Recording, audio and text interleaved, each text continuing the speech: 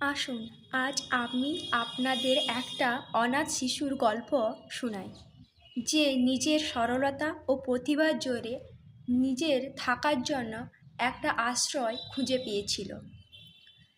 এক নদীর পাড়ে ছোট্ট একটা গ্রাম।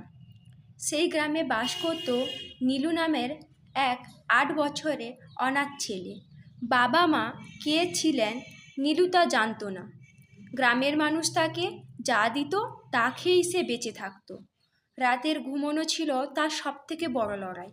কখনো কারোর বারান্দায়, কখনো বা বাজারের এক কোণে খড় বিছিয়ে শুয়ে পড়তো সে। নীলুর জীবনটা কষ্টের হলেও তার মনটা ছিল এক দমকা হাওয়ার মতন, সব সময় ফুরফুরে আর আনন্দের ভরপুর। তার সবথেকে বড় গুণ ছিল সে দারুণ সুন্দর মাটির পুতুল বানাতে পারত। নদীর তীরে নরম কাদা মাটি দিয়ে সে পাখি, হাতি, ঘোড়া আর ছোট ছোট মানুষের পুতুল বানাতো। আর পুতুল বানানোর সময় সে আপন মনে গান গাইতে লাগতো।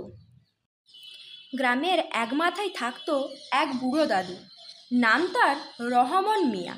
একসময় তিনি খুব নামকরা মৃৎশিল্পী ছিলেন, কিন্তু এখন বয়সের ভারে আর একাকিত্বে তার দিন কাটত।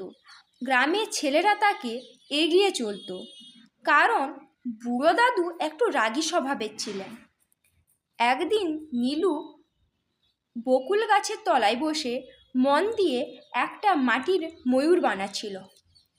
রহমান দাদু দূর থেকে তা লক্ষ্য করছিলেন। নীলুর হাতের কাজ দেখে তিনি অবাক হয়ে গেলেন। পাখির ডানার নিখুঁত টান দেখে তিনি আর থাকতে পারলেন না। ধীরে ধীরে এগিয়ে গিয়ে বললেন, ওই ছেলে, ময়ূর লেজটা আরেকটু চওড়া কর, তাহলে দেখতে ভালো লাগবে। নীলু একটুও ভয় না পেয়ে একগাল হেসে বলল, তাই দাদু, আপনি দেখিয়ে দিন না। রহমান দাদু থমকে গেলেন। বহুদিন কেউ তাকে এত আপন করে ডাকেনি। তিনি নীলুর পাশে বসে পড়লেন এবং পরম যত্নে মাটি দিয়ে ডানাটা ঠিক করে দিলেন। সেই শুরু হলো এক অদ্ভুত ও সুন্দর বন্ধুত্ব। এরপর থেকেই নীলু আর থাকার জায়গার অভাব রইল না। রহমান দাদু তাকে নিজের ভাঙা কিন্তু মায়াময় ঘরে আশ্রয় দিলেন। দাদু তাকে শেখাতে লাগলেন মাটির কাজের প্রাচীন সব কৌশল। আর নীলু